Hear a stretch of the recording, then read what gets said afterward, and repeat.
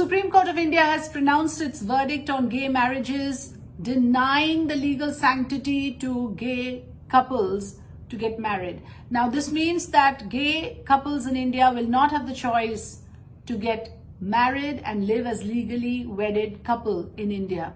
This is, of course, a setback for the gay community, for the queer community. What doesn't make sense to me as an individual is that how is it that you have a different set of laws for different citizens based on their sexual orientation? It simply doesn't make sense to me. But then there are complications. The judiciary claims there are legal hurdles and there is only so much that it can do within its domain. The judiciary claims the right to marry is not a fundamental right.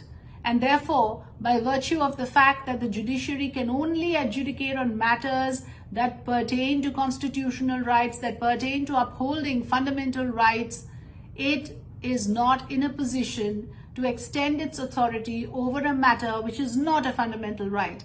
And to that extent, the interpretation of the law that the Supreme Court has made is that right to marry is not a fundamental right. Hence, the judiciary or the Supreme Court in this case cannot adjudicate over this matter or give legal sanctity to gay couples, since right to marry does not come within the ambit of fundamental right. That's first ground that was cited. That is the first one that was cited as a ground for this decision. The second being that if there is to be a law that will legalize gay marriage, such a law can only be enacted by Parliament. So there again, the judiciary has declared its stated position that there is only so much that lies within our domain. Beyond this, it's the Parliament, it's the legislature that will have to come up with an appropriate law, enact a law that legalizes gay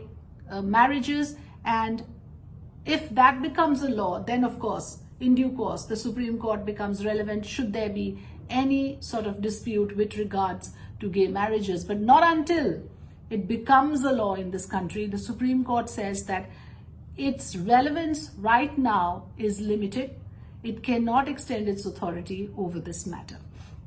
The fact of the matter is that this country has made progress when it comes to being an inclusive society, when it comes to having gay couples in our midst, queer couples in our midst. There have been progress made. Until a few years ago, gay sex was criminalized.